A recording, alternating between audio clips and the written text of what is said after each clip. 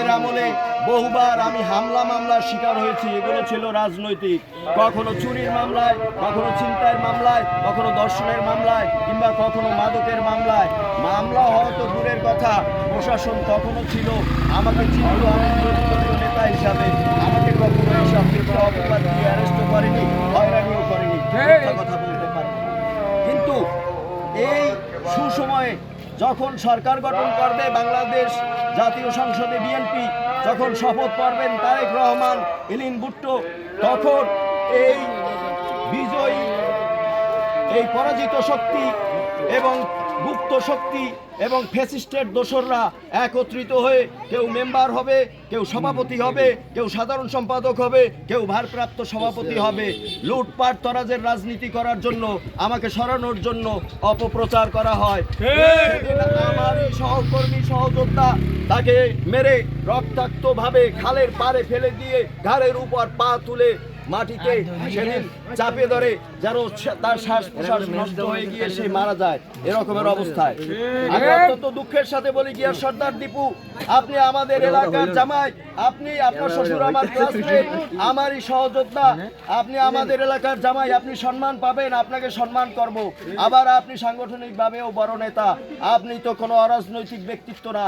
আপনি এসেছিলেন, ঝামেলা ছিল, আপনি চিনেছেন আমার নেতাকর্মীকে, আপনি মীমাংসা করে দিতেন, আপনি সেখানে সমাধান করে দিতেন, দোষী হয়ে থাকলে আপনি বিচার করতেন। আপনার সাথে থাকা মানুষ যাদের হাতে সেই আয়রন স্টিক ছিল, যেটা চাপ দিলেই লাঠিতে পরিণত হয়, হকি স্টিক ছিল, সেই লাঠি এবং হকি স্টিক দিয়ে আপনার শ্বশুর এই শ্রমিক দলের সাংগঠনিক সম্পাদকের মাথায় আঘাত করে 8টি সেলাই দিয়েছে। মেডিকেল কলেজে ভর্তি ছিল এবং সেখান থেকে সার্টিফিকেট পেয়েছে। আজকে ঝালকাঠি সদর থানায় একটি মামলা, একটা অভিযোগ করেছে। এই অভিযোগের ভিত্তিতে তদন্ত অফিসার অবশ্যই সুষ্ঠু তদন্তের মাধ্যমে এর বিচার, আইনসঙ্গত বিচারের আওতায় নেবেন, এইটা আমি তাদের কাছে আশা করি। সম্মানিত প্রেস, মিডিয়া, সাংবাদিক ভাইগণ যারা আপনারা উপস্থিত হয়েছেন, আপনারা ইতিমধ্যে জানেন যে রুবেল কাজীকে নষ্ট করার জন্য যে সকল অপপ্রচার, এটা অনলাইন মিডিয়া, ইলেকট্রনিক মিডিয়ায় এত অপপ্রচার হয়েছে, আমি দোষী হিসাবে ভাইরাল হয়ে গেছি। কিন্তু আসলে কি গ্রামবাসী, এই যে গ্রামবাসী, আসলে কি এরকমের দোষে আমি দোষী?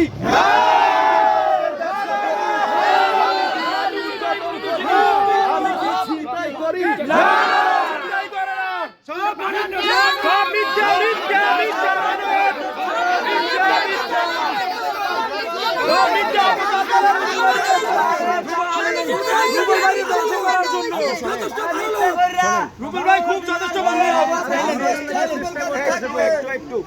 আমি আমার দলের সিনিয়র নেতৃবৃন্দ ইউনিয়ন বিএনপিকে অবগত করেছি, থানা বিএনপিকে অবগত করেছি, আমি জেলা বিএনপির নেতৃত্বকেও আমি বিষয়টা অবগত করেছি। তারা আমাদেরকে ফোন দিয়ে প্রশ্নও করেছে, আমি বিষয়টা তাদেরকে জানিয়ে দিচ্ছি।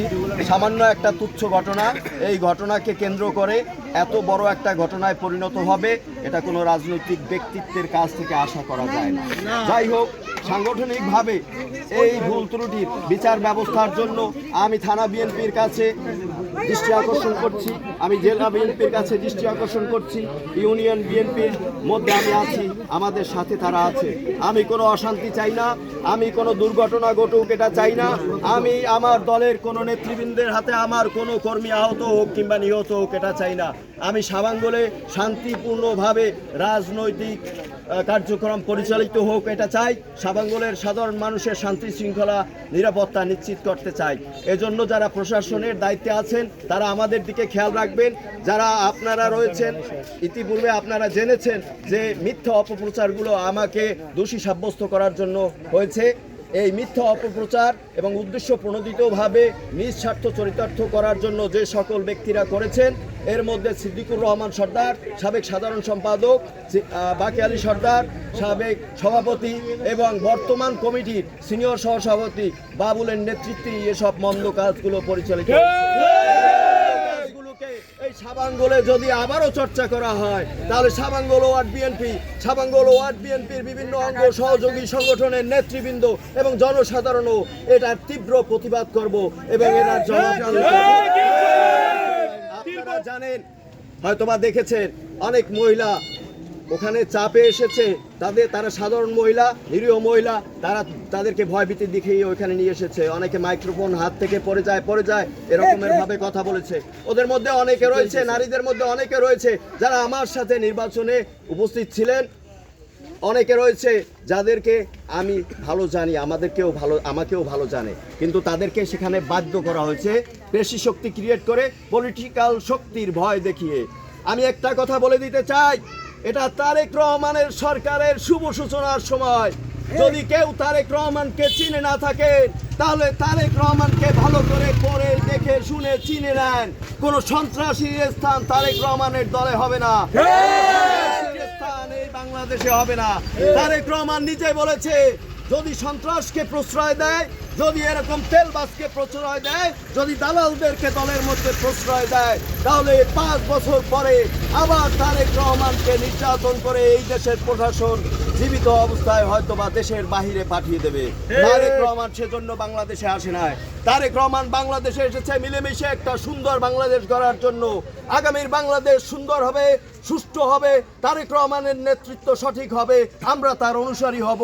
আমরা এই অপেক্ষায় বসে আছি।